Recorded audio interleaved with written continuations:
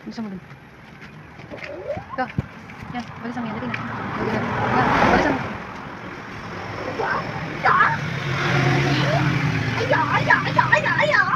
Hello, hello mga kasari. It's me, Jennifer Mejia, ang tindera ng bayan. Hello mga kasari. Kamusta po kayong lahat? Okay, for today's video po, mag-update price po tayo sa ating Red Horse. No, kasi kanina lang po. Red Horse? Ayan, kasi kanina lang po, nag-deliver po sila dito sa aming sari-sari store. At, ayun na nga, tumaas na. Diba? Yan, no? So, mag-update price po tayo kung magkano na nga ba ang tinaas ng Red Horse. Okay, so, Wow. ayan, unahin na po natin yung That's so big, so red horse. What? nakasulat mo. So, yan, no? Unahin po natin yung stallion. No, yung stallion po, ang dating presyo is 853 pesos. Na ngayon po, 913 pesos na po yung isang case. Okay? So, yung, ano po nun, ang deposit po sa bote nun is 2 pesos pa rin. So, akin, kapag wala pong bote, yung aking customer, automatic po talaga na dinodepositohan ko na ng 2 pesos pagka-stallion. Hindi ko na rin naman dinadagdagan yung deposit ko. Kung magkano lang po yung deposit na hiningi sa akin ng ahente, gano'n na rin po yung binibigay ko sa kanila. Wala nang dagdag.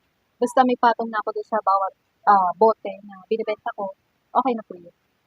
And then, yung sa 500 na Red Horse is dating 563 pesos. Ngayon po 614 pesos na po. So, naragdagan po ito ng 51 pesos. So, ang taas po ng tinaas.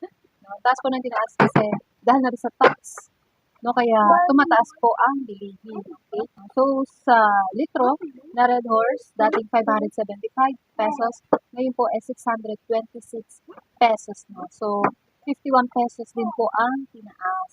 No? So, sa akin sa bentahan, ang bentahan ko po ng litro na yung jumbo na Red Horse is 125 pesos. No? So, 20% po yung mga kasari kasi syempre pinapalamig ko natin sa ref. Kaya 125 pesos. Tapos yung deposit ko sa bote naman is 5 pesos. No?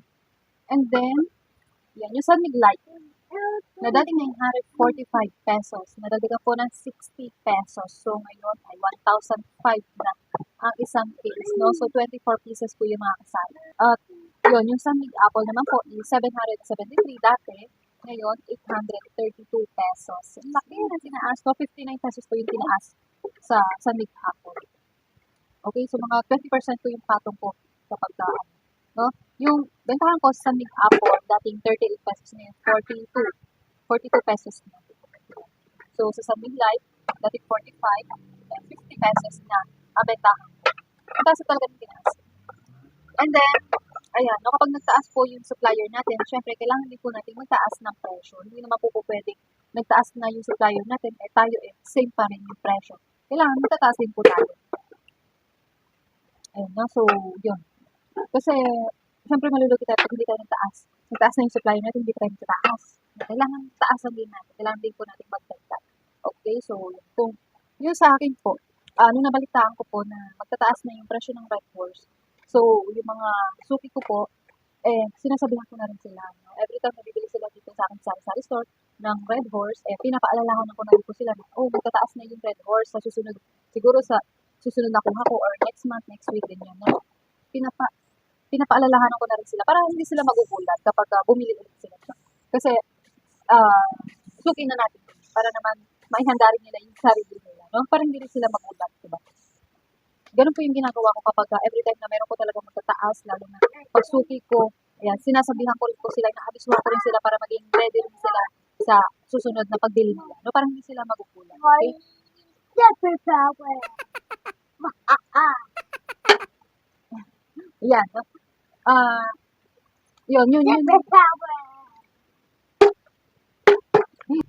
So, na yan lang po. Yun lang naman din yung, ayan, no? Yun po yung topic natin ngayon, nagtaas na yung presyo ng Red Horse. So, kung hindi pa po kayo nakakakuha ulit ng Red Horse, ayun, nagtaas na po. I-ready na rin natin yung sarili natin at maghanda po tayo ng pandagdag na puhunan kasi nga tumaas na. Okay? Para pagdating natin sa mga wholesale na pinagbibilang natin, meron tayong reserva at saka hindi tayo magugulat, no? Hindi tayo short sa budget natin. Okay?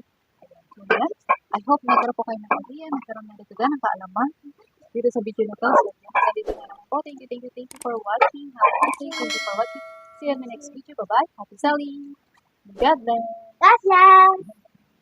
Bye.